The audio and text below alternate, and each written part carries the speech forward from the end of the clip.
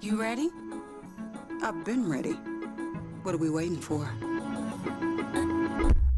That boy is mine. Are you ready? Creed. By overwhelming demand, the Summer of '99 tour returns. July 27th, FedEx Forum. With very special guest, Daughtry. And Mammoth. Tickets on sale now at livenation.com. Don't miss Creed with Daughtry and Mammoth. The Summer of '99 tour. 1, 2, 3.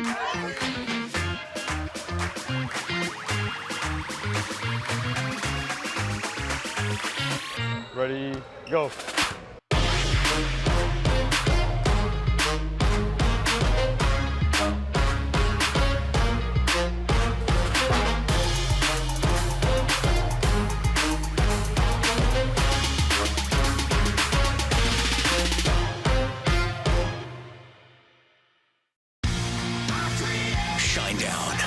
Dance Kid Dance Tour. Live in Memphis. FedEx Forum, Saturday, August 30th. With special guests, Bush and Morgan Wade. Get tickets now at livenation.com. Shinedown, live in concert. For more, visit shinedown.com.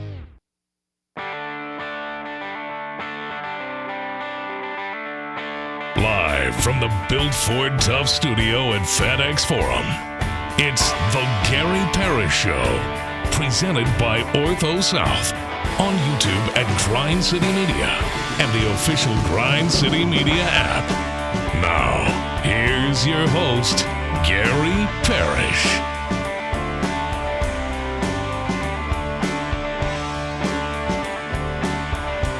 All right. I'm here. My name is Gary Parrish. I'm speaking to you from the studio beside the Built Ford Tough studio. We're at FedEx Forum, downtown Memphis. Bennett Doyle over there producing the program. Glad he's with me. Glad you're with me. Hope you're getting through the day best you can. Well, Daddy lost most everything on horse whiskey and wedding rings. And I hope you didn't invest in a Zion Pullen Grizz jersey or Hustle jersey, because the Zion Pullen era in Memphis, it appears to be over. He's been waived. And welcome to Memphis, P.J. Hall. You're now the owner of a two-way contract with the Grizzlies. I'll walk you through the latest developments with our local NBA franchise. We'll do that next. But first, quickly, let me set today's schedule for you. Michael Eaves usually joins me on Mondays in the second segment, but he is traveling today. So when we finish this up, we're going to take a break, come back, do 5 more things you need to know, at which point we're going to discuss 5 previously undiscussed stories. Among them, a not-so-great headline is attached to Tiger basketball once again. Sincere Parker, a transfer from McNeese State, has been charged with aggravated assault and vandalism after allegedly attacking his girlfriend. His status with the team officially remains unchanged, at least for now. He's in court this morning. I'll give you the details on that story. Best we know him in about 25 minutes. Our old friend Marcus Smart has signed with the Los Angeles Lakers. I'm going to ask Bennett how he thinks that's going to go. We'll do that in just a bit. Scottie Scheffler ran away with the Open Championship this weekend. He went 68, 64, 67, 68. That translates to 17 under. Won the event by 4 strokes. He is undeniably the best golfer on the planet, the best we've seen since Tiger, and on one of the best runs in the history of professional golf. I'll share some numbers to support all that. We'll do it a little later on in the show. Brave star Ronald, Acuna Jr. made one of the more unbelievable plays you'll ever see in a baseball game this weekend. We'll show you that. We'll do it in the next segment. And we should offer our condolences to the Ole Miss football program, because freshman defensive lineman Corey Adams was shot and killed this weekend in Cordova. So there are currently national headlines about a Ole Miss football player being shot and killed in Memphis, just a few weeks after Stephen A. Smith said what he said on ESPN. That's not great. I'll tell you what we know during a segment we call 5 More Things You Need to Know. Then we'll eventually do GP's Carryout, and we'll call it a day. So that's the rundown. We got a lot to get to, but I did want to start with your Memphis Grizzlies, because they officially wrapped Summer League out in Las Vegas. They officially wrapped it all up last night. Thank God. Final score, Summer Grizz 105, Summer Clippers 82. Second-round pick Javon Small finished with 17 points and 9 assists. He took 9 shots. He made 5 of them. 3 of 5 from 3. Big Bet Bennett, it's good to see you on this Monday morning. Good to see you, too. Why did you say thank God when you referenced the ending of Summer League? I think I speak for everybody. Were you ready to be done? I think everybody was ready to be done. I couldn't get enough. Do you know anybody who was ready for one more Summer League game? I did find myself watching last night. Well, when I saw Javon Small was going to play, I was like, okay, hey. Well, when our coworkers are performing publicly, I do think if we have the opportunity to watch, we should. So I had it on last night, too. But I think I speak for everybody. When I say, thank God, Summer League is over. Let me ask you this. Okay. Do you think it's possible when you know how you look back on things sometimes? You ever look back on things? Mm-hmm. I like to look back on things sometimes. I do, too. Do you think it's possible when we look back on the summer of 2025, do you think it's possible we're going to forever be wondering how differently things could have been if Javon Small had just remained healthy all July? Is that the way we'll remember the summer of 2025? Oh, you mean like our potential to hoist a summer trophy? Is that what you're saying? Will we forever look back on the summer of 2025 and say things like, man, if Javon Small wouldn't have suffered a soft tissue injury, we could have hoisted a trophy. That summer could have gone differently. I think there's always going to be questions, GP. There's always going to be questions related to these Summer Grizz. It's going to always go down as one of the greatest what-ifs in Grizzlies Summer League lore. I would definitely recommend putting an asterisk. It's going to go down in Grizzlies Summer League lore as one of the great what-ifs. If Javon Small never suffered the soft tissue injury after one game in Salt Lake City, could this July have gone down differently? I guess we'll never know. He played his first game of the summer. That was back on July 5th in Salt Lake City. Came off the bench that day, 4.6 assists, 19 minutes. That was a 92-80 win over Oklahoma City. Summer League got off to a nice start. It did, yes. And then he was sidelined. He had a soft tissue injury. Boy, those stink. Missed the final 2 games in Salt Lake City and then the first 3 games in Las Vegas. But then he comes back for Thursday's game, this past Thursday. That was against the Summer Hawks. Started, played 25 minutes, 5 of 12 from the field, 17 points, 5 assists, 5 rebounds. Then he played again last night, came off the bench, 17 points, 9 assists in 22 minutes. So Javon Small ended his Summer League with a nice performance that provided encouragement. Zion Pullen didn't, though. No. I after about the first 3 Summer League games, I was like, yeah, I think his two-way might be in question here. Zion Pullen's two-way was very much in jeopardy. Yeah. Bennett, you snuffed that out good. Yeah. Because just 5 days after Zion Pullen last appeared in a Summer League game for the Grizzlies and went 0 of 3 from the field, the former Florida guard was waived by the franchise this week. And that move, as you probably know, freed up his two-way contract that now belongs to P.J. Hall, the former first-team All-ACC player at Clemson. On a scale of 1 to 7, Bennett, how excited are you for P.J. Hall coming to Memphis? I'm always excited to welcome a new player into the organization, into town. I put it at just don't show up at a press conference and do that heart thing. Because remember, I remember the heart thing. Greg Doyle did that to Caitlin, and that didn't go well. Don't hit him with a heart, but just like welcome to Memphis, PJ. That's sweet. You know, I'll put it at about a 3. Yeah, I would say about a fair. 3. That's a fair place. I think if we're looking up in a few weeks, in a few months, and like we're relying on heavy PJ Hall minutes in Grizzlies games, then something went wrong. Something's gone wrong. Yeah, something has gone wrong. Yeah. I don't think there's any way around that. But he had a really good summer league, and we'll see. Hey, we'll see. Yeah, I do think that one of the 3 two-way contracts, I thought one of them was going to go to a big no matter what. And there were options within the Grizzlies Summer League team, Armando Bacot being the biggest name among the possible options. But the franchise clearly decided to go in a different direction. They signed P.J. Hall. And for whatever it's worth, and you're exactly right, if you're relying on big P.J. Hall minutes, something has gone terribly wrong. But Paul Biancardi, who covers recruiting for ESPN, you know Paul, he tweeted this morning, like, thrilled that Memphis has signed P.J. Hall. And he's like, I've known him since he was in high school, terrific family, terrific all these things. You know what he said? There's a word in there that stood out. Unbelievable competitor. Okay, I like competitors. Well, it does feel like the franchise is really prioritizing that type of stuff. Like you hear Jemai Meshack talk, and it's like, oh, man, that guy just loves to compete. All he cares about is winning. Yeah. And then you hear Javon Small talk, and it's like, ooh, he's a dog, and he's a real competitor. And then you hear Cedric Coward talk, and it's like, man, you talk to people around him, and they are blown away by the competitive nature he brings to everything. And now here's another signing, and Paul Biancardi, who isn't speaking on behalf of the Grizzlies or Memphis. He's just talking as somebody who's known P.J. Hall for a while, and he says this guy is an amazing competitor. So it's just another, according to people who know him, amazing competitor, intense competitor coming into the franchise. In a small role, sure, but a role. So I didn't see much of his professional career because he's played in the G League a bunch, right? But I do remember seeing him play against Memphis when Clemson came here. Was it 2 years ago Clemson came here? Yes. And played at FedEx Forum. And it's funny you say all that because I do remember him talking a lot during that game. He is a competitor. I do remember that about him at Clemson. So for people who are less familiar, he played 4 years of college basketball at Clemson and was awesome in his final 3 seasons. Senior year, he averaged 18.3 points, 6.4 rebounds, and that was for a Clemson team that made it all the way to the Elite Eight of the NCAA tournament. As you noted, Bennett, he did play here inside FedEx Forum that final season, lost to Memphis 79-77. That was part of Memphis's incredible non-league resume.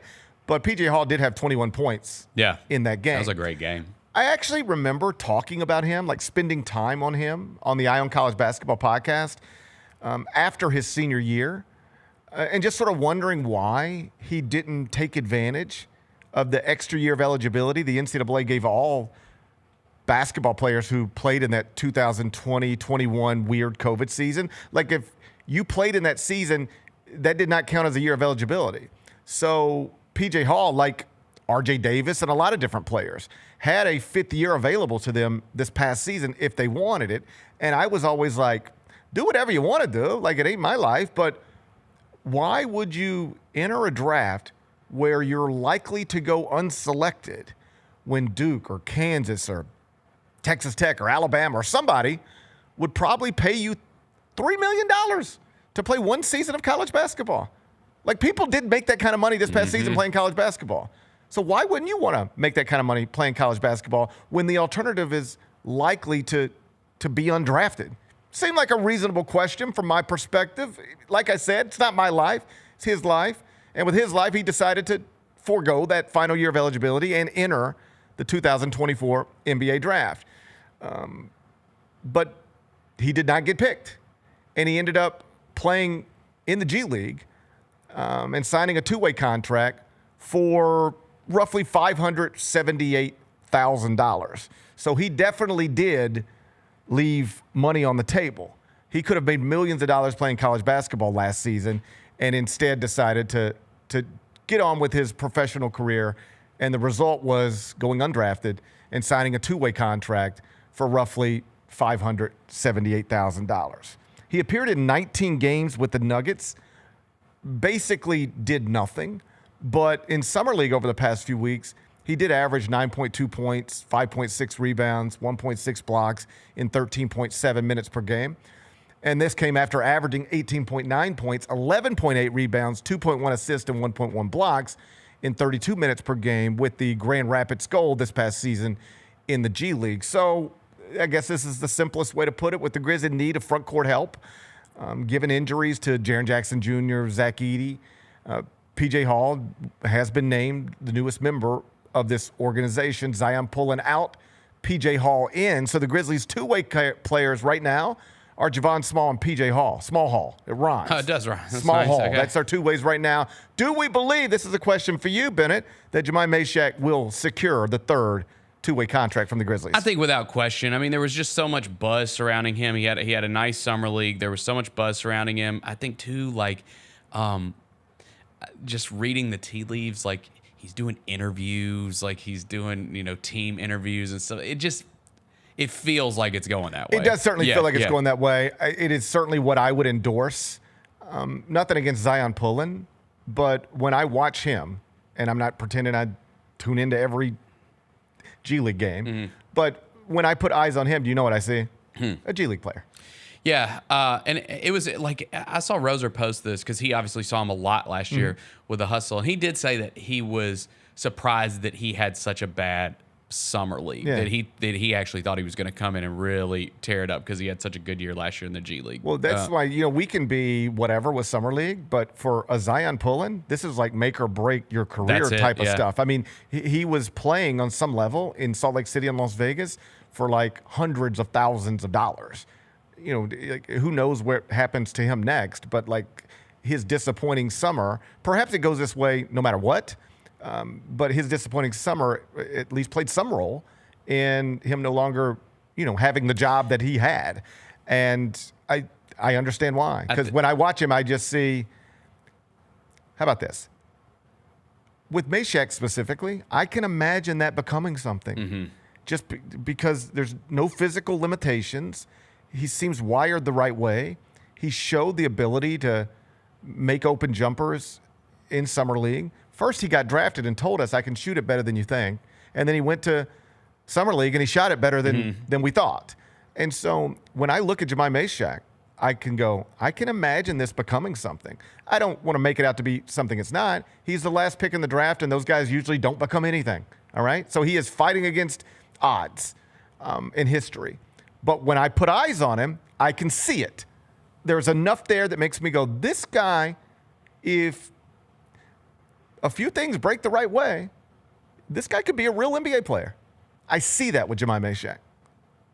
I've never seen that with Zion Pullen. Right. And I think, too, like, obviously the injury situation, they were always going to sign a big. With Zach Edey to miss the beginning of the season and with Jaren to, potentially miss the beginning of the season, like, they were always going to put a big on a two-way contract just because they probably had to.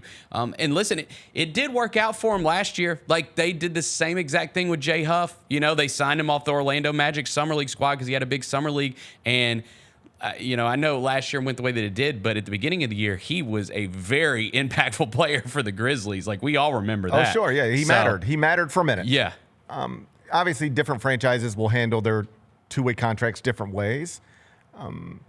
Sometimes you really just need them for depth purposes, and particularly in a season that's going to start certainly without Zach Edey and probably without Jaren Jackson Jr., you do need to just have a big on a two-way contract somewhere, just strictly for depth purposes. Even if you can't imagine P.J. Hall being anything more than what he is, you just kind of need what he is, maybe just to get through the early weeks of the season. But I do think at least one of your two-way players, and perhaps more than one, need to be somebody you can believe in becoming something. They need to be somebody where you go, okay, this person is not probably going to help us now, but there's enough interesting stuff here that I can imagine him becoming something. Zion Pullen, I can never imagine becoming anything, or at least much more than a good G League player. That's what I can imagine with him. I think he can be a good G League player. But I don't ever expect to turn on a television in the playoffs and see Zion Pullen ever, period. Just I'll stop there. I don't ever expect to turn on the TV and see Zion Pullen playing in playoff games. I don't know that Jemai Meshack ever will, but I can imagine that. I can see it. I can see it. The physical tools, the tenacity that he brings on certainly the defensive end of the court, the ability to move the ball that he showed in Summer League, the ability to make a shot. I'm not ready to throw him in the rotation tomorrow or even make him a full roster member today. I'm just saying I can imagine that player becoming something who helps them win games in FedEx Forum someday. Zion Pullen, I think, was only ever going to help you win games at the Landers Center. And I don't think that should be the priority with this stuff. And I know most people don't either. You need P.J. Hall for depth purposes. But somewhere on those two-way contracts, you need somebody you can believe in maybe becoming something. And Jemai Meshack, for me, checks that box way easier than Zion Pullen. Does. So goodbye to Zion Pullen. We wish him well. Of course we do. Of course we wish him well. Of course we wish him well. well. We wish him well. But goodbye to Zion Pullen. Hello to P.J. Hall. Javon Small gets another two-way. And the third, we assume, will end up in the hands of Jemai Meshack. When we come back, we'll talk about some less fun stuff. Memphis basketball signee Sincere Parker, he has been charged with aggravated assault and vandalism after allegedly attacking his girlfriend. He's in court this morning. Ugly story. Right now, his status remains unchanged with the program, at least officially. His lawyer spoke to Jason Munz from the Commercial Appeal. I'll tell you what he said. We'll do that next. Gary Parrish Show presented by Ortho South. Have you talked to Norvell since the game? Yeah, but we're close friends, so it's not one of those. Like, I think it's a little bit. How long before you said, ha, ha, ha, ha? Hey, you sent him a text and said, the box score, you sent him the box score. You want to see the picture of me in the locker room afterwards? How close are you? Because it would have taken me literally 30 seconds. The Chris Vernon Show, live on weekdays at noon on YouTube at Grind City Media and the official Grind City Media app. Have you always dreamed of entertaining on the biggest stage in Memphis? The Claw Crew is looking for members to join their team for the 2025-2026 season. Claw Crew members are hardworking, high-energy entertainers who assist Grizzlies home games by hyping up the crowd and much more. Not only do they support the Grizzlies at home games, but also promote in Memphis and across the Mid-South. Open auditions are Saturday, August 9th at FedEx Forum. Visit grizzlies.com/auditions for more information and to register today. The First Ladies of FedEx Forum, the Grizz Girls, are known across the NBA for setting the standard for professional dance and entertainment, and they are looking for dancers to join their team for the 2025-2026 season. With the chance to gain professional dance experience, collaborate with national and local artists, and connect with the Memphis community, auditioning for the Grizz Girls is an opportunity you do not want to miss. Come show up and show out at open call auditions. Visit grizzlies.com/auditions now for more information. Kroger shoppers on exclusive last-minute discounted ticket deals texted straight to you during the Grizzlies 2024-2025 season. Sign up with the new Kroger Buzzer Beater deal. Fans can sign up by texting Grizz to 636-479 or visit your local Kroger store in the Delta Division and scan the QR code. By signing up, you agree to receive recurring automated promotional and personalized marketing text messages from the Memphis Grizzlies. Consent is not a condition of any purchase. Message frequency varies. Message and data rates may apply. These are the Jordan 1, the crystals. These are the shoe that retails for $1,000. Oh, extra crystals. So if your crystals fall off, if your crystals fall off, actually these are the black crystals because they have. So the shoe has black crystals on there as well too. So you get an extra package of black crystals. The Sneak Fest Show, live Tuesdays at 2 p.m. on Grind City Media on X, YouTube, and the official Grind City Media mobile app.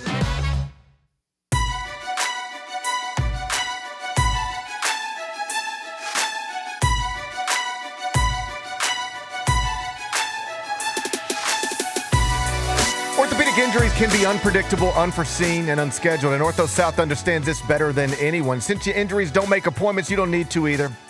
And that's because Ortho South welcomes walk-ins during the weekdays, in the evenings, and even on Saturdays. So next time an unforeseen injury makes an unscheduled appearance in your life, visit orthosouth.org to find your nearest urgent care location. Just walk in and Ortho South will take care of everything, especially you.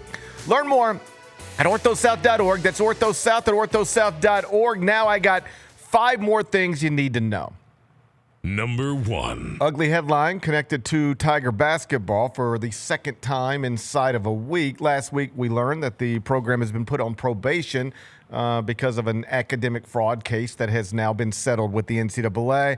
And this weekend, another rough one. Sincere Parker, one of the newest members of the team, a transfer from McNeese State, played for Will Wade there, has been charged with aggravated assault and vandalism after allegedly attacking his girlfriend. He is in court this morning. His attorney is at 201 Poplar. Jason Munz from the Commercial Appeal, one of the fine Tiger basketball beat writers, is also there. Oh, buddy, that's when you know you're a real Tiger basketball beat writer, when you end up at 201 Poplar. Yeah. I've been down to 201 Poplar. I know you have. I've been down to 201 Poplar. Yeah. That's when you're a real Tiger basketball beat writer, when you end up having to show up for court appointments. Jason Munz talked to the attorney, and the attorney said as far as he knows right now, the plan is for the University of Memphis to, quote, let the case play out, and that Sincere Parker would remain a member of the team while that case plays out. You think that's just a lawyer talking, or that really the way it's going to go? Let me ask you this. Would you be comfortable with this? You love the University of Memphis. That's your alma mater. Yes. Would you be comfortable with the program letting the case play out, and so Sincere Parker could still be charged with very serious crimes? They remain unresolved, and yet he is playing 27 minutes for the Tigers inside FedEx Forum on opening night? Yeah, I get like I used to have such a conviction about these things, and I get a little more conflicted now because, over the years we have seen some instances of players being accused of something that ended up not being true, and their name gets smeared and whatnot. So I always want to be careful when talking about this kind of stuff. But, being charged with a crime is being charged with a crime. Like, he spent the weekend in prison. Like, this isn't just like a he said, she said. Like, he's been charged with an actual crime. That's right. So you have to take it seriously, I think, if you're the university. Wanting to see it play out, I think that's fine, but again, this can come back and bite you, if that's the way you choose to go here. I appreciate what you said, because I do think that's important to note. A lot of athletes have had their reputations ruined, damaged severely, and stuff ripped away from them after being accused of a serious crime, and then it goes nowhere. There's a big case in college football that has been unfolding in recent weeks. The quarterback at BYU, he was accused of sexual assault, and he was like, no, but I did have a consensual sexual relationship with this woman, but sexual assault, no. And at BYU, there's an honor code. Right. And even consensual sex is a violation of the honor code, and he was subject to suspension from school, because he admitted to a consensual sexual relationship, but the only reason he ever had to admit to that was because he was accused of a very serious crime. Now, do you know what happened to the crime? Got dropped. Nothing. It's nothing. He will never, it's over. But his name, look what happened. Look at his name, and look at the headlines connected to him, and he's literally had to uproot his life because of it.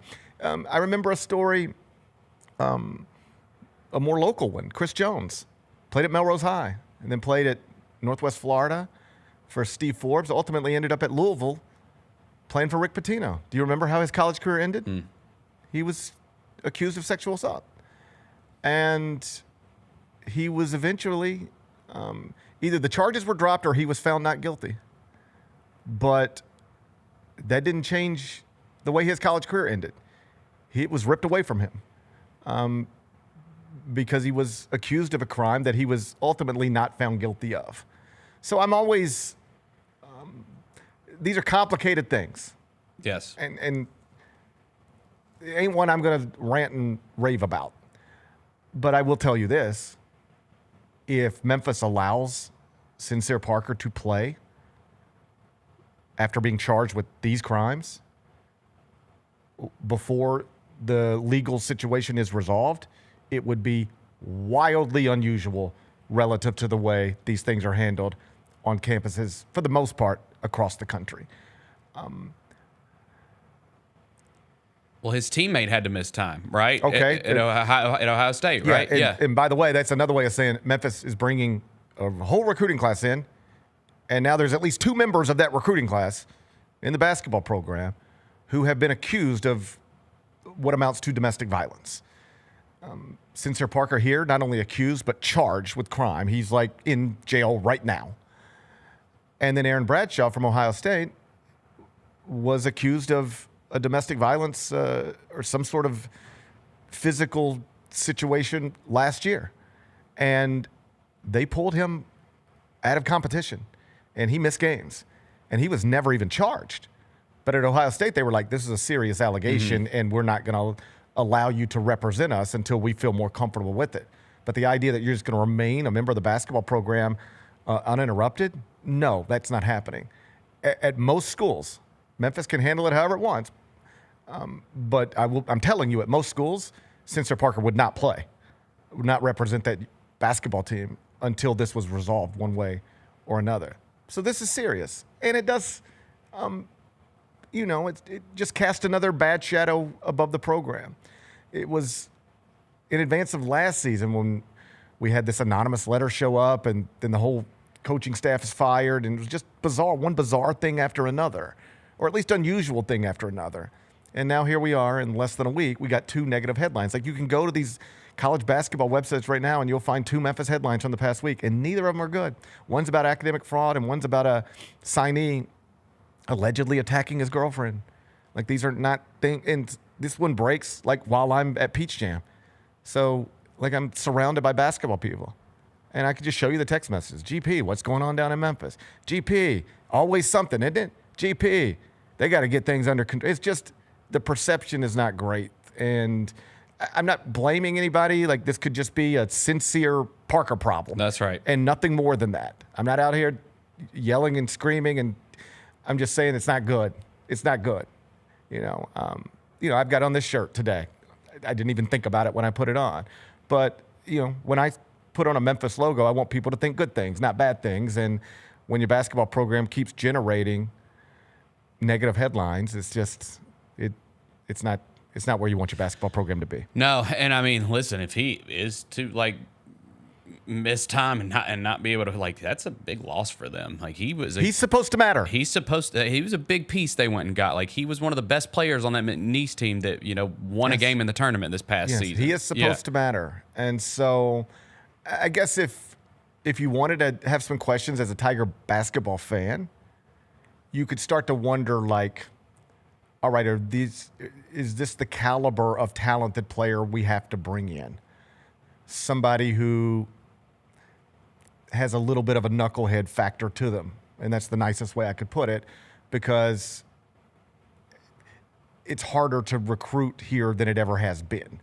This is what I mean. There was a time when if John Calipari were trying to recruit 5-star prospects, it had to be Amari Stoudemire or Kendrick Perkins, somebody that the Dukes and Kentuckys weren't really messing around with because they didn't think they were coming to school anyway. And so you'd get in there and be like, probably not coming to school, but if we can get them, then we got something. But I can't just go recruit heads up with the Dukes and Kentuckys and the Kansases. I got to pick my spots a little more strategically. Frankly, that's how Sean Banks ends up here. How does Sean Banks end up at the University of Memphis?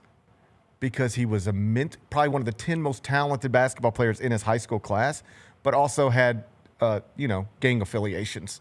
So Duke ain't messing around with that. North Carolina's not messing around with that. But at Memphis, John Calipari was like, maybe I can get him here, get him on the right path. But more than that, here's a really talented guy who's available to me because other people don't want to touch him. You see what I'm saying? Mm-hmm. So fast forward to the present. Aaron Bradshaw started his 5-star, super talented guy. Starts his career at Kentucky. That doesn't go well. Transfers to Ohio State. Gets accused of a serious crime. And on basketball court, didn't really go well. Now he's at Memphis. Is this if you're trying to get talented players, do you have to take the Aaron Bradshaws as opposed to somebody you might have taken in a different time? And here's Sincere Parker. If you're going to take a talented guard out of the transfer portal, do you have to take one that maybe some other schools weren't as interested in for various other reasons? Like, is this the type of basketball player, student athlete you're recruiting right now? And if so, does that lead to volatility and possible negative headlines like the ones we're experiencing right now? Like, it's possible this is just an accident and nobody could have seen this coming, but it is also possible Memphis is in a place where it's having to recruit people that got, some scars on them a little bit. They've been banged up a little bit and maybe aren't as attractive options for a different school in a different league somewhere else. Is this the aisle we're shopping on now? I think if you're a Memphis fan, that's a reasonable question to ask. Like, is this the aisle we're shopping on now when it comes to basketball players? And if so, is that concerning? Hopefully, it's just an isolated incident and there's no meaning to it more than a young man you brought into a college campus, made a terrible decision and allegedly did something awful, and he'll have to pay a price for that if convicted of his crimes. Maybe it's nothing more than that. But if you're a Memphis fan and you keep running into these negative headlines, I can understand why it would be frustrating. Like, you talk to some of the wealthiest Memphis boosters and, they're exhausted by this stuff. Memphis has never been the straightest, cleanest, keep it between the lines program in the history of college basketball, but there have been an unusual amount of negative headlines connected to the program in recent years. And you talk to some of the wealthy people who care deeply about that program, and you walk away knowing that not all, but certainly some of them are just like, they're just worn out by it, just tired of this kind of stuff. Number 2. Our old friend Marcus Smart's got a new home. He's a member of the Los Angeles Lakers. And in breaking news this morning, Chris Paul is now a member of the Los Angeles Clippers. The Clippers and Lakers, the two Los Angeles franchises, have added point guards, aging point guards with question marks, but point guards still. Do you believe Marcus Smart will help the Lakers do anything? If he does, I'll probably vomit all over myself. Bennett, that would make me sick. We'll see. We'll see. I mean, he's one of my favorite players ever. Like, I'm a big fan of the guy, but we know it didn't work out here. When he went to Washington, like, he had some okay games there with the Wizards. And so, like, can he contribute? I think he can contribute to the Lakers. Is he going to help them win a championship as, like, their starting point guard? No, I do not think that. Yeah, I don't think anybody thinks that. Yeah. But, like, can he rejuvenate his career in Los Angeles playing with Luka and LeBron? I guess that's the question. Because it's more complicated than what I'm about to say. But what I'm about to say is mostly true. The front office here decided he couldn't help. Mm-hmm. That's what they decided. They decided at the trade deadline he can't help us. And, yeah, we got to prepare for Jaren's extension. A lot of things go into it. But on a very basic level, they evaluated Marcus Smart and concluded he can't help us here. Now, if you're the Lakers, you know what you hope that is? Well, he couldn't help you there because he didn't want to be there. He never really wanted to be there.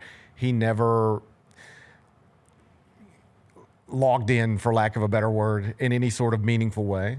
And so his heart just wasn't in it. Head wasn't in it.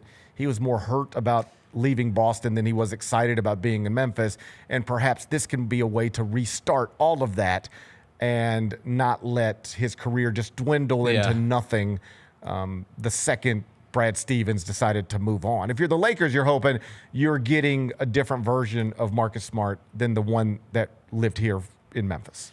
Yeah, I think, like, I'm trying to think of, like, any times that we've even seen that where, like, an older player has gone somewhere and it wasn't a great situation and they went somewhere else and ended up being, like, back to their old self and were awesome. You know what I mean? I'm sure there's examples. I mean, I remember it felt for a minute like Carmelo Anthony was done, and then like he was making. That's true. He's actually a really good one. Yeah. And then he was making shots, and he like mattered again for a minute. But that's Carmelo. I mean, he's a Hall of Famer. Russell Westbrook is sort of like he's done. I wouldn't have him on my team. Another Hall of Famer. Yeah. I don't know. I don't know what to expect. I bet you the truth's somewhere in the middle. Yeah. He won't be the Marcus Smart that you remember from Boston, but he'll be better and more impactful than the Marcus Smart who was in Memphis. Yeah, I bet you the truth's somewhere in the middle. I think you're right. I think you'll look up next year and there will be a moment when it's like they won that game because of Marcus Smart. Like I think that will happen next year. Yeah, maybe not a lot, but maybe some. Yeah, maybe not a lot, but some. And then on the other one, this is the breaking news from this morning with Chris Paul and the Clippers. The Clippers are just sort of. I don't know if any of this stuff's going to work, but they have just added Bradley Beal and Chris Paul to the roster, and Bradley Beal is a terrible $50 million player, but he's a very good $4 million player. Yeah, probably a great $4 million player. Yeah, yes. They're just like loading up on these veterans, and who knows if they'll ever be healthy enough to matter, but they're at least creating something interesting there in a time where I think it was roughly a year ago, there were smart basketball people saying the Clippers should just blow it up. And they declined to go in that direction, and it looks like the smart decision now. Like some people are projecting them to finish top 4 in the West. So interesting moves connected to the LA franchises over the weekend. And look at Chris Paul, like officially solidifying his legacy. Like he's a Clipper. He's a Clipper, right? Like when you say Chris Paul 20 years from now, won't you say Clipper? I don't know that I'll ever because he's played for a million teams. He's played for everybody. I don't know that I'll ever associate him with one place as much as I'll just think of him as one of the greatest point guards of all time, certainly one of the great small point guards of all time. In some ways, maybe the last of a breed, and somebody who will carry this label around for the foreseeable future. Who's the best point guard who never won an NBA championship? That answer to that question is probably Chris Paul. Yes. Like in the history of the sport, who is the best point guard who never won a championship? Iverson. I mean, yeah. It might be Chris Paul. Yeah. It really might be Chris Paul. So I just think about him as somebody who was awesome consistently, made pretty much everywhere he was better on some level, but would seem to just pull a hamstring or something at inopportune times and could never quite get where it is I think he probably thought his career was going to take him. Never quite got there, but will go down in history as one of the greatest people who ever played the sport. Mm-hmm. That's the Chris Paul. And I don't know that I'll ever attach him to the Clippers any more than I'll attach him to New Orleans or anywhere else. But sure, I guess other people will, because his best years were Lob City stuff. Yep. And now there's at least a chance he'll finish his career there. And this is another example, by the way, of men who have all the money in the world and in theory could, sign with anybody. Like if Chris Paul just said, I'll sign with anybody for the veteran minimum, most franchises would probably say, okay, we'll take that. Yeah. So here's Chris Paul. He could go anywhere he wants. And last week we had Damian Lillard, and they could go anywhere they want. And you know what they both picked? Not the place necessarily that gives them the best chance to win a championship. You know what they both picked? Home. Mm-hmm. They picked home to be around their kids on some level, and I respect that immensely. I do too. As I'm thinking through this, I do think Oklahoma City probably owes him a jersey retirement, because isn't he responsible for them getting a franchise? Because he played for New Orleans. Yes. Katrina happened. They go there. play in Oklahoma City that season, and it's ruckus, and like everyone's like, wow, look at this Oklahoma City crowd. And then they get the Sonics team. And then let me take it further. He comes to Oklahoma City. He came back. And mentors Shai Gilgeous-Alexander. Is Chris Paul responsible for them winning a championship? I don't think you're speaking too crazy right now. He mentored your MVP. He opened up the world's eyes to what basketball could be in Oklahoma City. Yeah, there's only a few degrees of separation here. Chris Paul's the architect of Thunder Up. I think his jersey should hang in the rafters there. Yes. I think his jersey should They hang in the owe him rafters. that. Yeah, they owe him that. You, Oklahoma City, you owe Chris Paul something, so get on that. Get on that. In the meantime, he'll be playing with the Clippers. Number 3. Scottie Scheffler ran away with the Open Championship this weekend. My God, this guy. He's not real. It's crazy, dude. I got him at something like, it was like plus 240 on Friday, and I was like, thank you. Like, and it was easy. You just look up and he's just there. And you're like, how'd he get here again? How's he doing this again? He's outrageous. Yeah, he's insane. So he goes 68, 64, 67, 68, 17 under, wins the event by 4 strokes. I know you don't follow golf or care about it the way, say, me and Vernon do. I see your eyes glaze over a little bit sometimes. But help me with this. Yes. Have we reached the point with Scottie Scheffler where you don't have to care a thing about golf, but you still know there's a dude named Scottie Scheffler who is awesome at it? Like, you don't have to know anything about tennis once upon a time to know that Serena Williams is a monster, right? And obviously Tiger. You never even seen a golf ball, but you know this Tiger Woods thing is here. I'm not comparing Scottie Scheffler to Tiger Woods or Serena because he's not either one of them. But have we reached a point where he transcends his sport? Like, when I was a kid, I didn't watch hockey, but I was very aware of Wayne Gretzky and Mario Lemieux. In baseball, you don't have to watch it at all. You probably stumbled into the Shohei Ohtani thing. Whether you watch baseball or not, you know who he is. You know who Shohei Ohtani is. Is Scottie Scheffler in that category now? Man, so to me, I would say yes, and here's why. I'm just a casual golf fan, right? Like, I watch all the big events, but I'm more of a casual fan. When he said he's coming to Memphis for the FedEx St. Jude, I was like, I feel like I have to go. And I've seen him before, but it's like, just go put your eyes on him. I feel like I have to go because he's going to be there, because he is solidified himself as one of the greats in the sport. At this point, probably of all time, right? Like, he's one of the all-time greats. Yes. Yeah. Oh, he's already on that list and is headed for maybe he could go down in history as one of the 2 or 3 to ever do it. Yeah. Best. He is on that trajectory right now and operating at that level right now. And, it ain't my job to sell tickets for the golf tournament, but that kind of stuff does matter to me.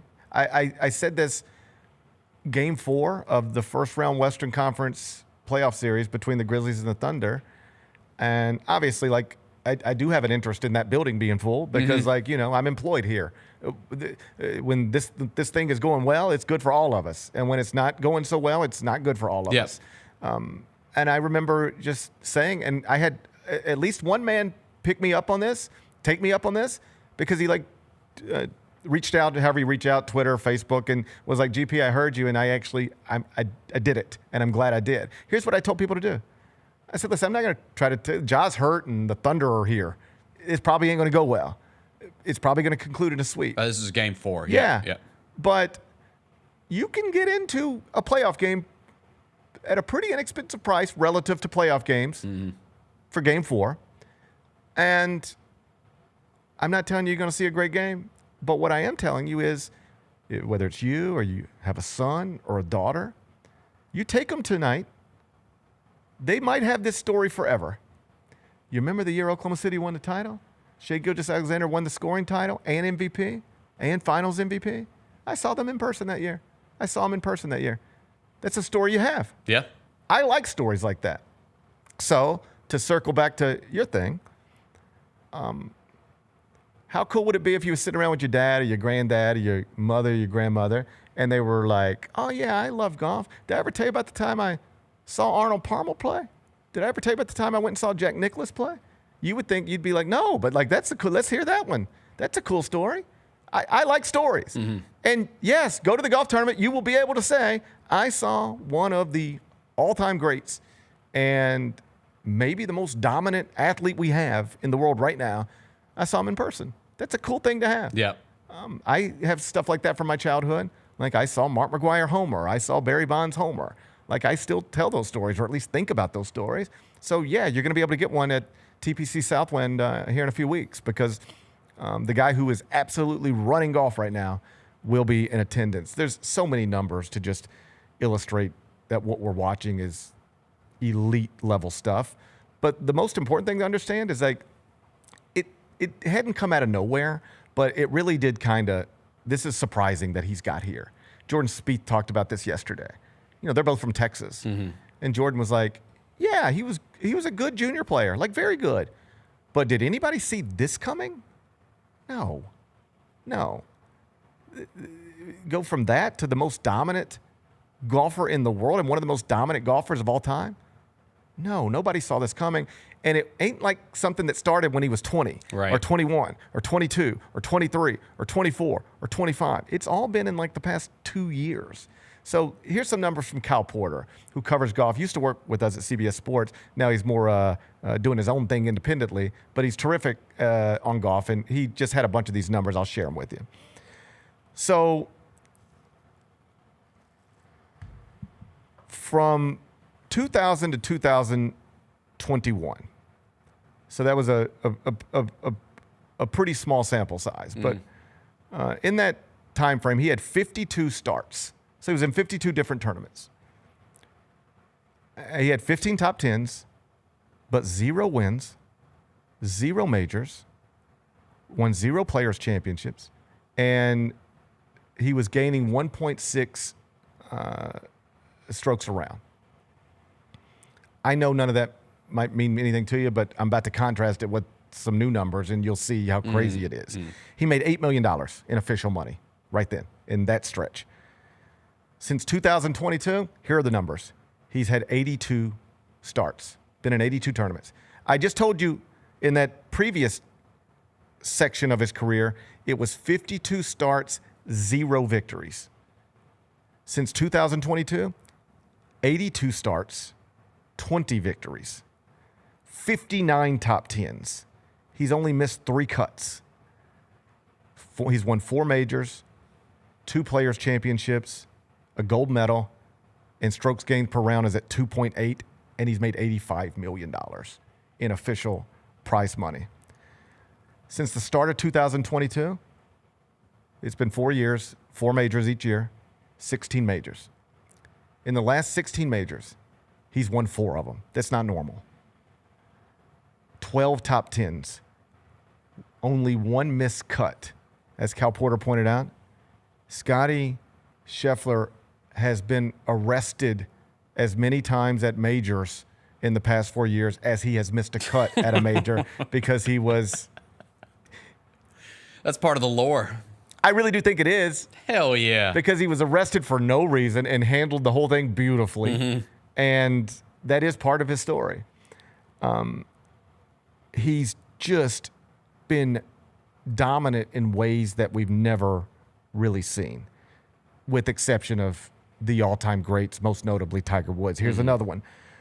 Players to win 4 majors by 3 strokes or more since the first Masters was played in 1934. So just, you're in a major, you win it by at least 3 strokes. Nobody's trying to chase you down. You walk it up 18, it's over. Only 3 men have ever done it. Tiger Woods, Jack Nicklaus, and Scottie Scheffler. Yeah, man. That's it. That's it. His last 51 starts, 14 wins, 42 top 10s, 0 miscuts. And you hear people talk about him because even though he dismisses it a little bit, the Tiger stuff is starting to happen. Like, is this guy 2025's Tiger Woods? And I think the smart answer is no. But we're at a place where you can, smart golf people are bringing it up. I think you still lean toward no, not yet. But he is playing at such a high level that the Tiger stuff is happening now. Now, he was asked about it yesterday, and here's what he said. He said, I still think it's all a bit silly. I think Tiger stands alone in the game of golf. And I personally do too. I know some people like to get into the Jack Nicklaus Tiger conversation. That's the LeBron Jordan debate of golf. And some will just forever say Nicklaus has more majors, so Nicklaus is the GOAT. But I think what most people will tell you, and this is where I would land, is that nobody has ever played golf better than Tiger Woods. Nobody's ever been better at it. Jack might have won more majors because, you know, his personal life was a little more boring, but nobody's ever been better at golf than Tiger Woods, and that's still true today. Tiger Woods at his best would smoke anybody else at their best. I think that is undeniably true right now and might be true for the next 100 years. Eventually, somebody will come along and it'll be the next great thing, you know. We'd never seen anything like Babe Ruth until we got Shohei Ohtani. Right. There'll be another one. But I don't think anybody has ever been better at golf than Tiger Woods. And I still think that's true. But we are at a place where people are starting to ask questions about Scottie Scheffler and put him into those conversations. And what's interesting is it all happens, a 4th major championship, running away with it, just a few days, less than a week after he spent time in front of a microphone trying to make a very nuanced point that got twisted in a lot of different directions, but he more or less spent his pre-tournament availability explaining to anybody who would listen, yeah, I love golf, but this does not fulfill my heart the way I thought it might when I was young. It's kind of weird that I have worked my whole life to be good at this thing, and I'm the best at it, and I win everything I ever dreamed of winning, even more than I ever dreamed of winning. And that feeling that you think it's 2 minutes, and then I'm just like, what's next? I don't walk around feeling the way you probably assume I feel as the best golfer, number 1 ranked golfer in the world. It doesn't do that for me. I need other things in my life. And so after he said that, people started, writing think pieces about it and everything else. But then the other golfers started getting asked about it. And so Jordan Spieth was talking about Scottie Scheffler yesterday. And I thought this was real interesting. You know what he said about Scottie Scheffler? He said he has hobbies. And it was like, but what he meant by that is he has things that he does outside of this. For some of us, this is all we do. This is our life. We travel from one beautiful place to another, playing golf, shaking hands with sponsors, meet and greets, pro-ams, commercials, appearances, nude plays, check into a house, play golf again, shake more hands, meet more people, sign more deals, play golf again, shoot a commercial. And Scottie Scheffler does not live like that. He's like, he has hobbies. He He doesn't want to go shake everybody's hands. He wants to go play basketball with his friends. He doesn't want to go make an appearance for an extra $2 million. He wants to be at home with his wife and his son. He's a different guy. Jordan Spieth said, I don't know that there's another superstar in sports as unassuming as Scottie Scheffler, other than he said Nikola Jokic. Yeah, that's a good comp. Yep. Spieth said Jokic is a little bit like that as well, it appears. But Spieth was like, Scottie's not like the rest of us. He more or less said he's not like the rest of us. He's not. And some people like grabbed the quote. It got twisted into, is he taking a shot at Scottie Scheffler? But if you go watch the full comments, he wasn't taking a shot at him. He was complimenting him. But the quote that got pulled out was, he's not transcending the game like Tiger. So if all you're doing is starting to hear Tiger, Scottie conversations, and then the quote you read is Jordan Spieth, Scottie's not transcending the game like Tiger. It's like, whoa, what did he say that for? But what he was actually trying to say in the context of the conversation that was taking place was, he's not trying to transcend the game like Tiger. He doesn't need to be in every commercial. He doesn't want to be on every billboard. He doesn't even care about being the reason young people start playing golf. Like Tiger Woods wanted to inspire a generation of golfers. And Scottie Scheffler's like, I don't really care. You know, I want to be a good husband. I want to be a good father. Right. I don't need to be an inspiration to young golfers all over the world. I don't need it like that. And like Jordan Spieth said, just trust me, whenever he's done with this, he'll be done with it. You will not see him hanging around at golf courses, shaking hands and hosting tournaments. He has a whole nother life over here that matters to him. And I just find all of that fascinating. I find him, we got into a habit, people did, of calling him boring because he's not a big personality and he's not throwing clubs and yelling at his caddy all the time. And he's just out there executing golf shots over and over again in ways that should be impossible but aren't for him. And people be like, it's kind of boring. Except I'm not bored by him at all. I'm totally fascinated by him. And in some ways, in awe of him. Like, he seems to have incredible life balance and a real sense of self in a way that a lot of us never get. So I don't find him boring at all. I find him fascinating. And yeah, I look forward to him being in town because it'll be an opportunity. Like, I'll take my little guys out there and, you know, I'll stand right next to him and I'll say, that man right there, like, we all go out and pick up golf clubs. My kids do too. And I can tell them that man right there, and there ain't been very few people in the history of this world who have ever been able to do with a golf club in their hands what he can do. That's the other thing you hear the other players talking about him. Roy McIlroy, he's like, when he's putting like this, there's nothing you can do because if he's making the putts, he ain't missing the shots. And that's the other thing you hear about him. Everything with him is just clean. He just puts it right where he doesn't mess up the way you see even the best of the best mess up. You can just miss-hit here, push it here, bad decision here. He seems to always make the right decision and then execute it perfectly. Just an incredibly uniquely gifted person, and he'll be here in just a few weeks. Should be fun. Number 4. Speaking of uniquely gifted people, Ronald Acuna Jr. went viral on Friday night. It was a Braves win for you, Bennett. You're really racking up. I'm going to tell you your record in the next segment. But let me just set this up for you, then we'll watch it together. Because I bet you at this point I've watched it 75 times. So it's Yanks-Braves Friday night, top third. And Yankees have runners at first and second with one out. Cody Bellinger is up at the plate, hits one deep to right, and Ronald Acuna goes and makes the catch, but he makes the catch in the most unusual way, with his back basically to third base, where he is now going to be trying to throw the ball. You would never teach a kid to do any of this stuff this way. Not the catch, not the throw. This is all, you better be Ronald Acuna Jr. before you try to do any of this stuff. So it almost appears like he's not even trying to make a play at third.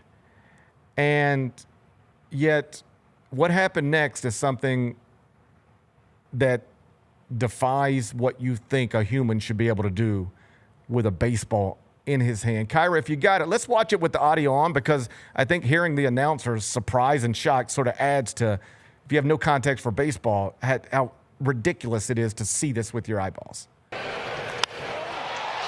and deep to right. Over toward the line, Acuna's got it.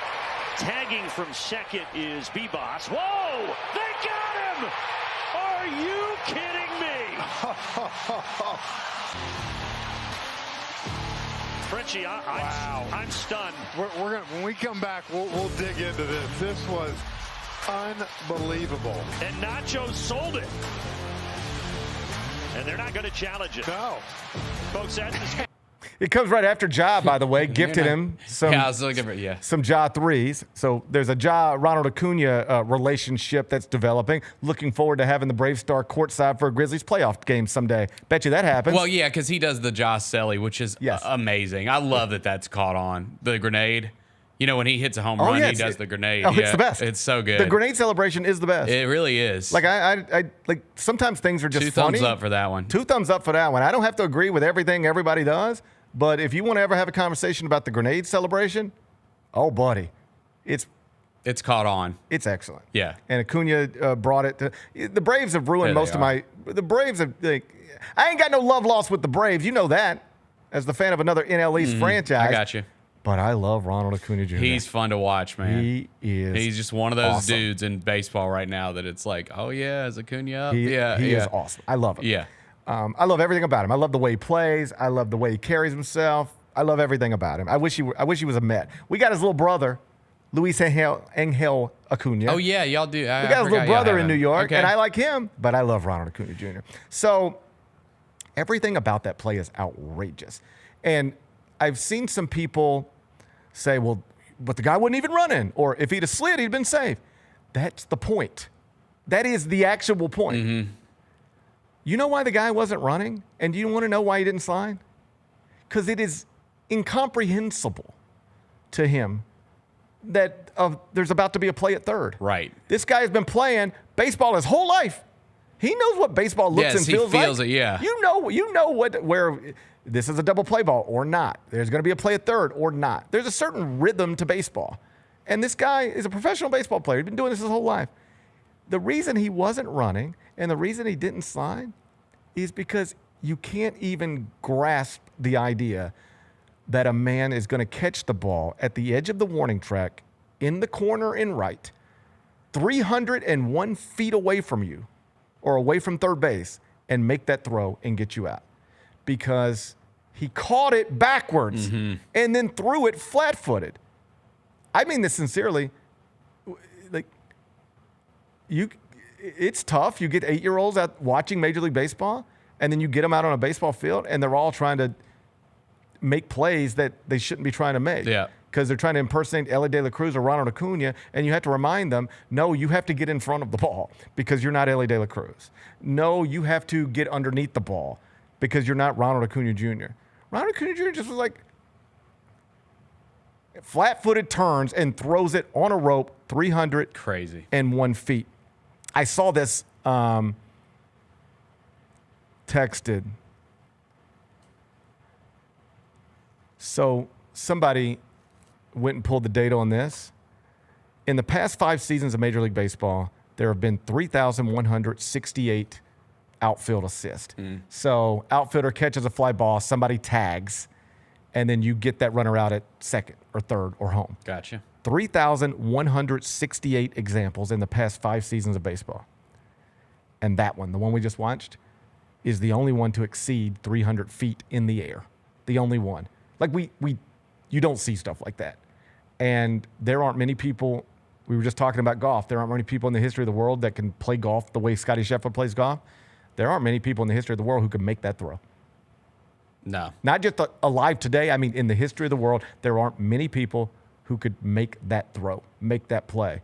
That's among the biggest baseball highlights of the year. I really, really hope that if Scottie Scheffler has a massive like drive or something, the grenade Sally? Yes. I would. Scottie. Come to Memphis. Scottie. Stick one on 18 and do the grenade Sally. Please. Be perfect. It would be perfect. Yep. It would be perfect. It would be perfect. So shouts to Ronald Acuna Jr. I don't like you when you hit 3-run homers against the Mets, but buddy, I don't mind watching you throw Yankees out at third base. That was quite the baseball play. Number 5. Dev just decided he'd walk in. Got Come new on, Tyler dude. Creator, the album blasting. Trying to do a show here. Trying to do a show, Dev. Rest in peace. Sad story. Oh, yeah, man. Corey Adams, defensive lineman from Louisiana who had signed with the Ole Miss football program and was a freshman at the school, was shot and killed this weekend in Cordova. It went down a little after 10 o'clock at night. Sounds like it was a pool party that went bad, and 5 people ended up getting shot, and one young man, his life's over. Just an ugly story to see this weekend. It was rough, man. A witness told WRAG that it appeared to be a pool party at the house. And then listen to this quote. Here's what a man told local news. I was watching TV in my living room right here, and I heard big shots, huge shots. I thought there was a big attack happening. I told my children just to lie on the ground and turn off all the lights. Definitely, there was a big fear. Like, it breaks my heart that good people doing the best they can have to ever say that to their children in this city. Just get down and stay down. We're just watching TV in our home. Get down, stay down. And then I just went back to WRAG this morning to see if there's an update with the story. And there was another shooting in Cordova last night, like right down the street in a Mexican restaurant on Germantown Parkway. Nobody was hurt apparently, but like a car did get struck. And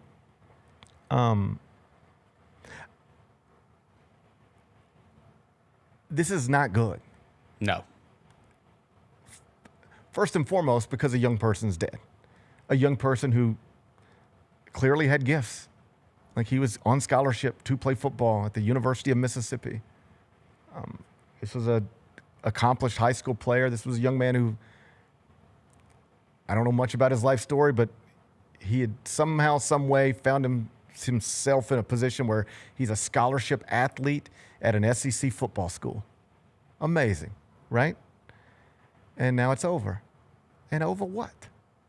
Over what? I mean, we'll get the details eventually. Somebody will be charged with this.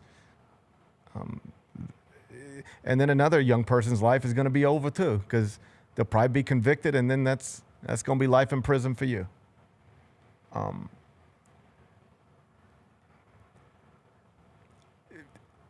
So that's awful. It's also just awful for the city. Because, you know, the Stephen A. Smith headlines that were created, of course, just a few weeks ago.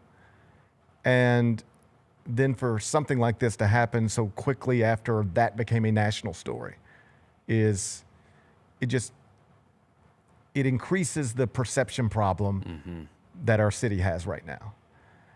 I know there are stats that suggest things are getting better. Thank God. But we have a real perception problem. And sometimes the perception is going to overwhelm the stats. People can't even get to the stats because the perception's hitting them right in the face. And so when you've got the biggest voice in sports media literally going on television and saying, well, what I'm told is NBA players don't want to go to Memphis because they don't feel safe. And less than a month later, an Ole Miss football player is shot and killed in Memphis. That is bad. That is bad for the perception of everything. And so we got to get the perception fixed. Obviously, everything else as well, but we do have a real perception problem right now. Yeah, man. And it's not aided by Stephen A. Smith saying what he said, and it's certainly not helped by this happening. I guess this could have happened anywhere, but it did happen in the greater Memphis area. That's a fact. My wife's parents live over there. I think it was like Forest Hill and Walnut Grove, something like that. Yeah. I mean, I'll let Chris tell his story, but like Chris lives right over there. Yeah. You know? So it hurts the perception. Like, there's headlines right now on every sports website, and it's like, Ole Miss football player shot and killed in Memphis. That's the headline. Yeah. It could have happened anywhere, I guess, but it happened here. And, man, I wish it wouldn't have happened here. I do, too. Circling back to and for what? We'll get the details eventually, I guess. But you know what we're probably going to find out? It was over a stupid argument that meant absolutely nothing. That just escalated to gunfire. And it did not used to be. We've talked about this before, man. It just did not used to be that way. Like, it just did not. I mean, I remember being in high school and college, and listen, I've seen a lot of fights, like growing up. Never seen anyone pull out a gun and shoot somebody. Okay. I've never seen that with my own eyes. Okay, like I grew up in Horn Lake, all right, and I'm not like I enjoyed my childhood. Like I had friends, and but like I did grow up in Horn Lake. I didn't grow up in Collierville.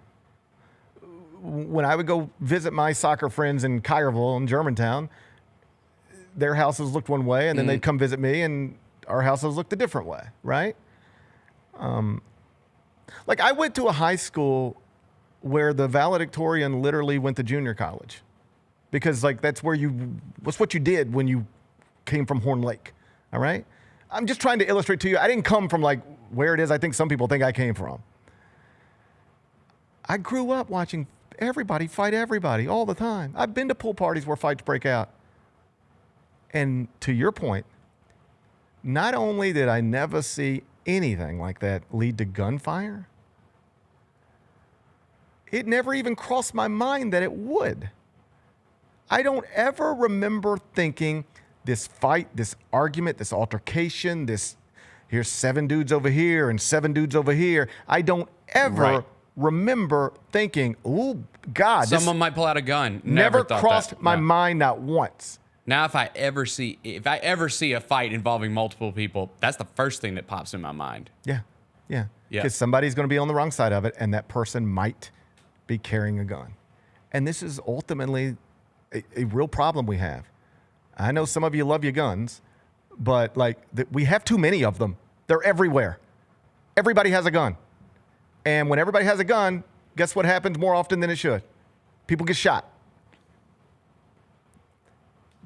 This is going to end up being a direct byproduct of, why did this happen? Because there was a pool party filled with kids, and a whole bunch of them had guns, because there's guns everywhere now. And so once upon a time, you'd have an argument over a parking spot. And that argument might lead to pushes and shoves, and maybe somebody even throws a punch, and that's crazy. But that's where it would end. Mm-hmm. It'd be like, oh, did you hear about so-and-so? Got into an argument over a parking spot. And then somebody said this, and somebody said that, and then somebody threw a punch, and then somebody kicked the car. Man, it was crazy. But that's where it stopped. Now that person gets shot. Somebody gets shot. And all the time, it's just like these stories we hear where it was the exact type of situation we all have been in when we were young. Boyfriend, girlfriend stuff, arguments, fights between people from different schools. I don't want to overstate it, but we all saw these types of things.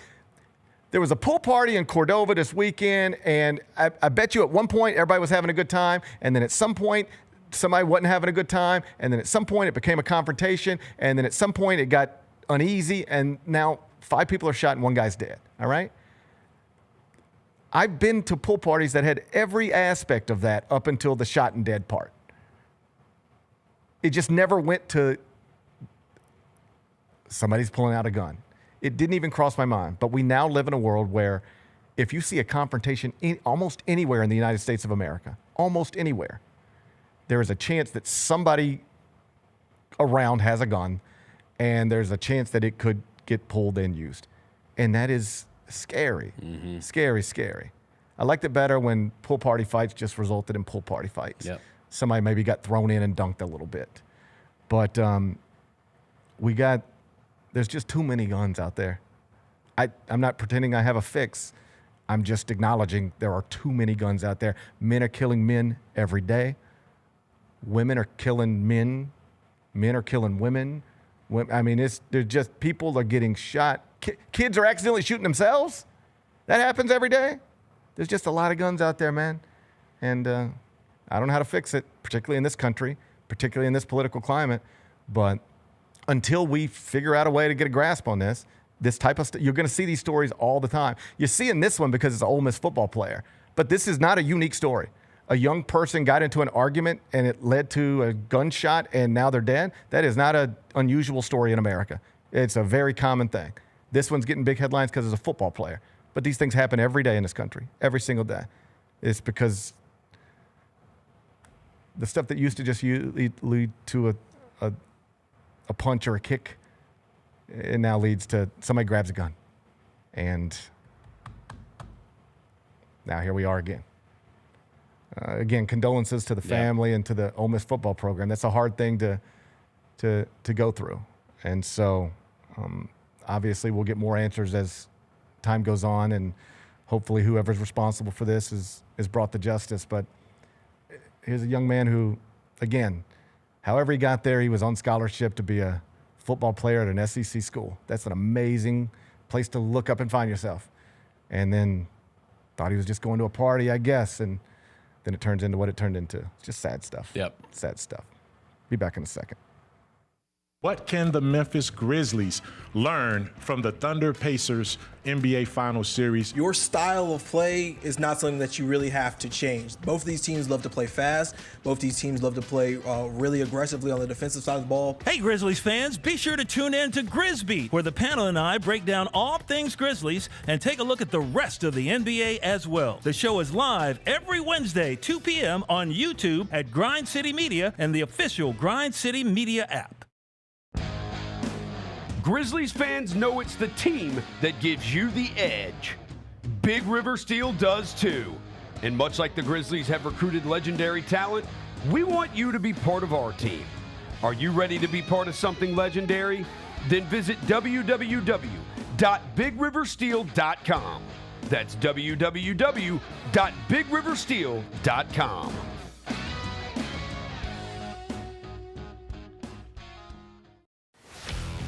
Let's face it, there's a lot of trash talk in basketball, but the great teams let their performance do the talking. Like Ford F-150 with Pro Power on board, a class-exclusive industry-first feature that turns your truck into a mobile generator and leaves the competition speechless. Ford F-150, official truck of the Grizzlies. Greatness starts here at your Mid-South Ford dealer. Class is full-size pickups under 8,500 pounds, GBWR. Kroger shoppers and Grizz fans, one exclusive last-minute discounted ticket deals takes it straight to you during the Grizzlies 2024-2025 season. Sign up with the new Kroger Buzzer Beater deal. Fans can sign up by texting Grizz to 636-479 or visit your local Kroger store in the Delta Division and scan the QR code. By signing up, you agree to receive recurring automated promotional and personalized marketing text messages from the Memphis Grizzlies. Consent is not a condition of any purchase. Message frequency varies. Message and data rates may apply. Sonic Radio. Welcome back to Sonic RNDIO. That spells radio with me, the CIO. This just in, the new Sonic $1.99 menu lets you build a crave-worthy meal for just $1.99 an item, whether that's a creamy shake, crispy tots, or a quarter-pound double cheeseburger. This just out. Ostriches. They're mean, not very cute, and in my opinion, way too big for a bird. Don't miss the Sonic Fun 99 menu. 5 items, always $1.99. Live free, eat Sonic. Tax not included. See menu for details.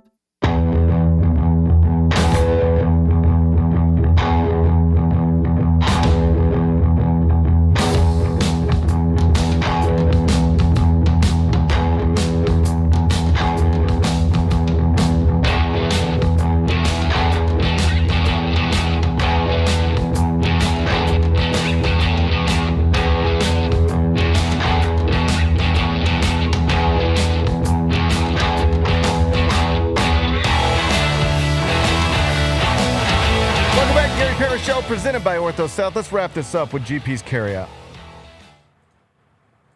It's time for GP's Carryout. One final segment filled with stuff to take with you. It's not everything you need to know, but it's most of it. What did we learn today? A whole bunch of stuff, but we mostly, in the opening segment, focused on your Memphis Grizzlies because they did wrap up Summer League play last night. Went out on a high note with a blowout of the Summer Clippers. So that's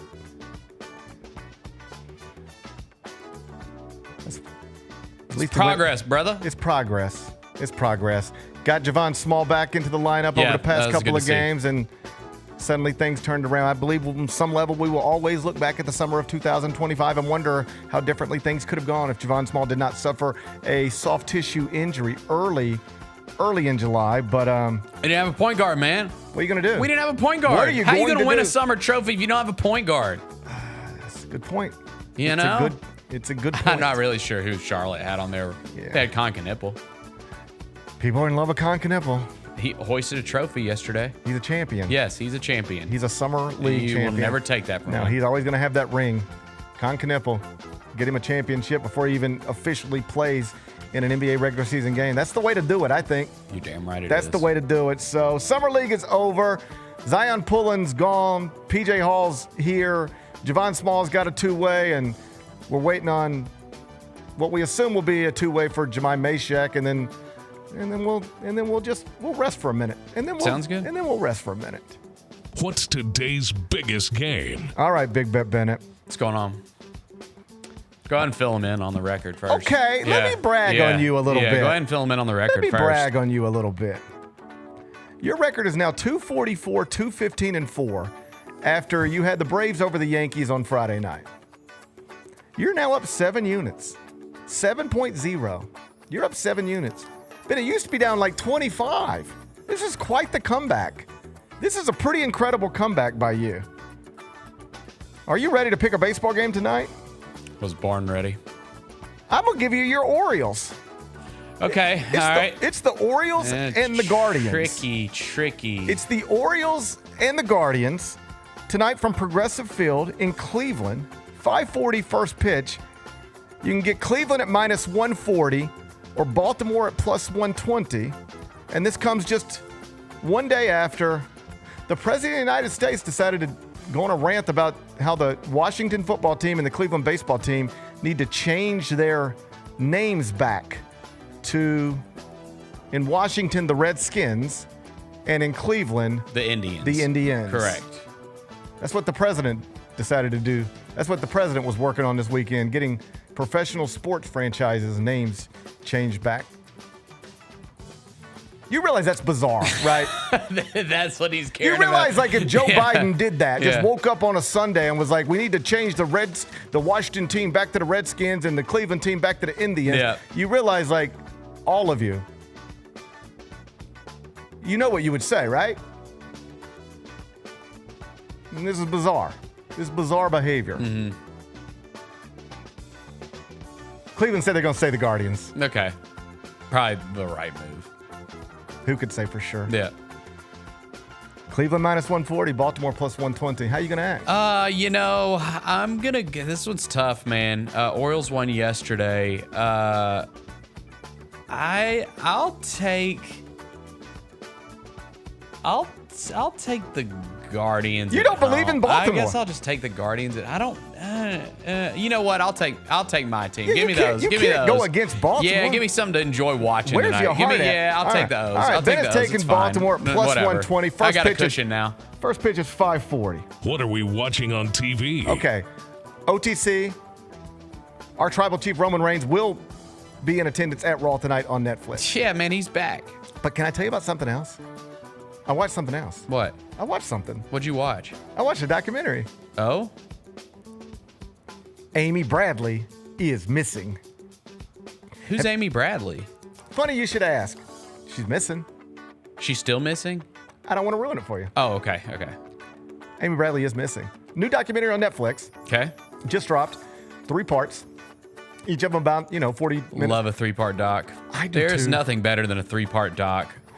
It's amazing. 2 is like just a little too short. 3 is perfect. 4 is too many. 4's too many. Yeah. 3's perfect. 3 is I love perfect. a 3-part documentary, man. Because if you want to knock it out in a day, you can commit to that and do it. So I'm getting on a plane on Saturday, and I'm like, I want something easy to watch. And we talked about how I can't download on Hulu. That's impossible. that's stupid. So I can't finish The Bear yet.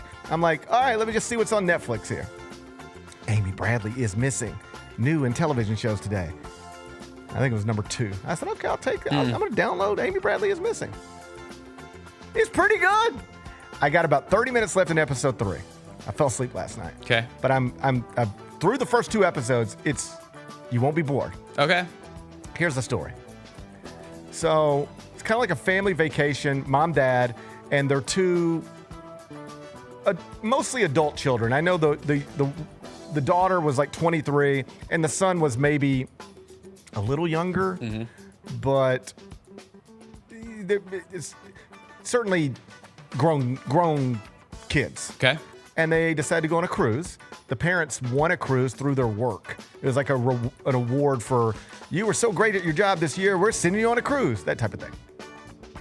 So they're all on the cruise and they're having, good time. And the last thing anybody knows is that Amy was in the club dancing and having a good time. And then her father saw her on the balcony of the ship at like 5:30 in the morning. And then they just couldn't find her. He went back to the balcony and she's not there. And they start looking around. I mean, the ship's massive and they can't find her. The ship docks and they can't find her. They search the whole ship. They cannot find her. And Amy Bradley is missing. Whoa. And the story is just sort of... Spoiler alert. What the investigation entailed, their search for her. There's twists and turns in it that you really can't see coming. Obviously, this is one of the stories you could Google it right now and read everything about it. Yeah. Or you can just keep yourself in the dark and watch the 3-part documentary. I'm going to stay in the dark, yeah. I kept myself in the dark and just watched the 3-part documentary. I'm not familiar with this story. I wasn't either. I never heard anything about this. But it's a real story. And just a scary, you're on a cruise with your 2 kids and only one of them makes it back. And it's good. It was good. It's good. So Amy Bradley is missing. It's on Netflix right now. What are we watching on TV? What's the best When's thing the last time you hit all the buttons correctly? When's the last time you got through a whole It's show? the new studio, dude. It throws me off. I have a certain rhythm. I knew it would be somebody else's fault. I have a certain rhythm. I knew it wouldn't be your fault. I knew it wouldn't be your. It's fine. It makes me laugh now. I don't even get frustrated. It actually makes me laugh. I don't even care. It's funny. It's funny that you cannot hit those buttons. Over at CBSSports.com right now, the main headline, number one headline, you know what it is? Scottie Scheffler. Will Levis out for the season. Oh, man. Yeah, that's tough. That is tough for him. Cam Ward becomes QB1. Well, I don't think that's any shocker, and I don't think that that was going to be any different regardless of if Will Levis was healthy or not. Man, it has all been downhill since draft night for Will Levis, hasn't it? Has a single good thing happened to him since draft night? He got dumped by Giudice, lost his starting job. He had that one good game. Now he's got shoulder surgery. I swear he had a game where he threw 4 touchdown passes. You think draft night's going to be the beginning of the best part of your life, and in reality, it was the end of the best part of his life. Ooh. I think it's the end of his tenure as a Titan for sure. I do not think we will see him in a Titans uniform again. I could be wrong. Who knows? But I'm pretty sure his deal, because rookie deal's 3 years? Yeah, he's done. He ain't gonna be a Titan anymore. So we'll see, man. I mean, people weren't super high on him, on draft night. I mean, you remember he fell in the draft. He's the guy that they have the camera. Oh, Giudice was looking around. Right, she was trying to find a new one that night. Yeah, that's a bad spot for him. That's a bad spot for him. I think training camp, regardless if he was going to play for the Titans or not, I think training camp was important for him. So I feel bad for the guy. I do on some level too. I just think I always try to put myself in other people's shoes and man, how would that make me feel? And I just can't. It'd be hard. I think it would be hard to deal with this. You're an incredible athlete your whole life, great high school quarterback, great college quarterback. People say you're going to get picked in the draft. You do. You go to Nashville. They're ready to make you the starter. I'm the starting quarterback in Nashville, the hottest city in the country. Got my beautiful girlfriend I love so much. Man, it's all here. It's all happening. And from that moment, everything's gone the wrong way. Yeah, it really has. That must be tough to deal with. I don't care how much money you got. I bet you all this stuff. I bet you Will Levis is not a happy person. Because the thing is, man, is every interception he threw, it was like he threw 3 interceptions because they were so bad. They're the worst interceptions I've ever seen. His turnovers were rough to watch. I don't like watching. It's like they counted for more than one turnover. I don't like watching people's careers not go well. Yeah, it makes me. I don't either. I feel bad for him. Yeah, I want good things for people, not bad things for people. So get well soon, Will Levis, and then once you get well, maybe study a little more. I don't know. You got to do something. You got to do something. You got to do something. What's on tap for tomorrow? Okay, tomorrow I'm leaving. I got to go. Where are you going? We're going on vacation.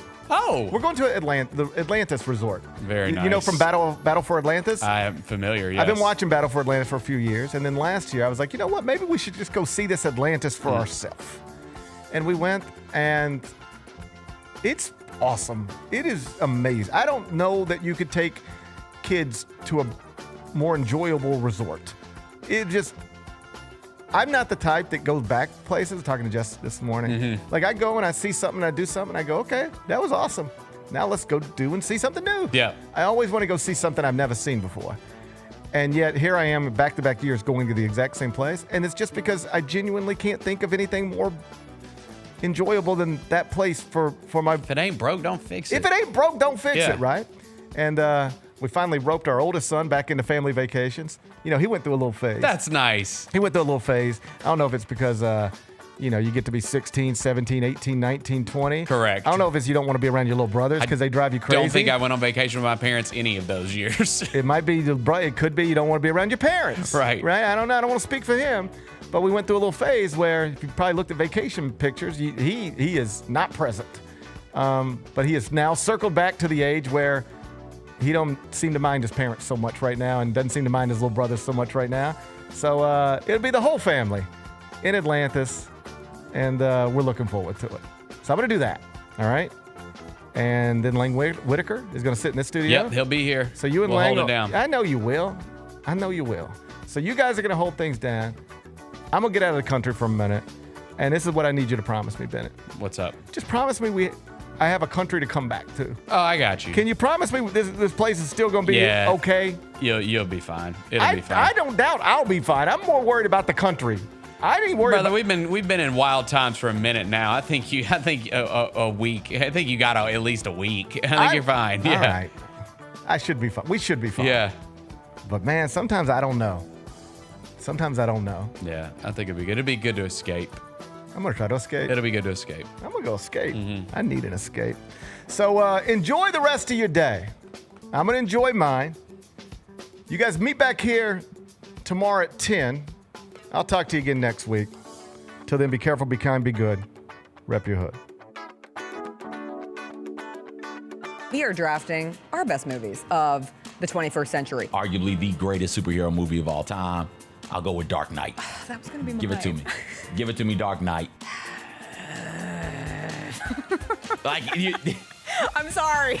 I already hate this draft. Yeah. Tune in to the Jessica Benson Show with CJ Hurt live every weekday at 8 a.m. on YouTube at Grind City Media and the official Grind City Media app. Creed. By overwhelming demand, the Summer of '99 tour returns. July 27th, FedEx Forum. With very special guest, Daughtry. And Mammoth.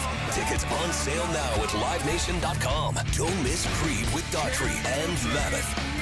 The Summer of '99 tour. 1, 2, 3.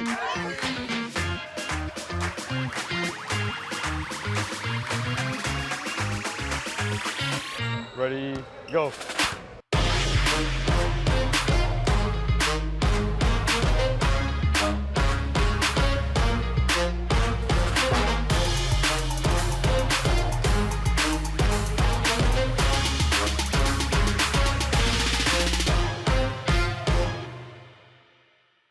You get to the main event. And you hear the crowd. There's some rumblings in the crowd. Here we go. They say, "We want truth." I love how John Cena said when they were chanting, "We want truth." You can't handle the truth. There you go. I loved it. He takes the knee off, boom. Takes the mask off, boom. And it's our freaking truth. God, man, he cost John Cena the match. Tune in to Grind City Wrestling weekly on the Grind City Media app and on the Grind City Media YouTube channel. Shinedown. Dance Kid Dance Tour. Live in Memphis. FedEx Forum, Saturday, August 30th. With special guests, Bush and Morgan Wade. Get tickets now at LiveNation.com. Shinedown, live in concert. For more, visit shinedown.com.